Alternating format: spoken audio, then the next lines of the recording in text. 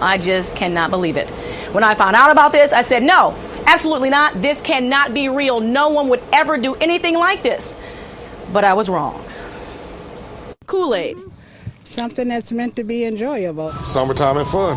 Kool-Aid, Kool-Aid, a 5-cent package makes 2 quarts of. Drink the Kool-Aid. Kool-Aid, Kool-Aid. Wednesday afternoon, this Brightmoor block was full of Kool-Aid smiles. But Tuesday night, not so much.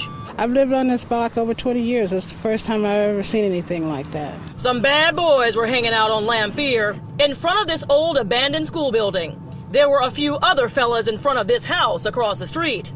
And there were some verbal blows being thrown from both sides. The initial argument, from my understanding, began over Kool-Aid. Hey, Kool-Aid! Yeah. Oh yes, right. Several Detroit cops confirmed that 2 of the dudes from the 2 crews were fighting over who makes the best Kool-Aid. But the tongue lashings turned into a gunfight. And they started shooting at each other. Over Kool-Aid. I don't know what to say.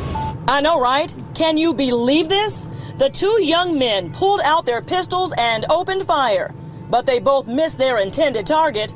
They ended up hitting 2 other guys, one in the wrist, and the other took a bullet to the butt.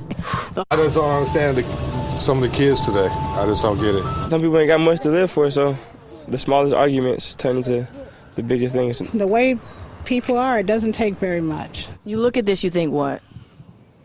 That's a ridiculous thing to fight over, yeah. And if this is our future, it is scary. Both of the people who were shot are just kids, 17 years old. They were both released from the hospital and doing just fine right now. Police are still looking for their shooters, though. One of them took off in a purple 2007 Chevy Impala.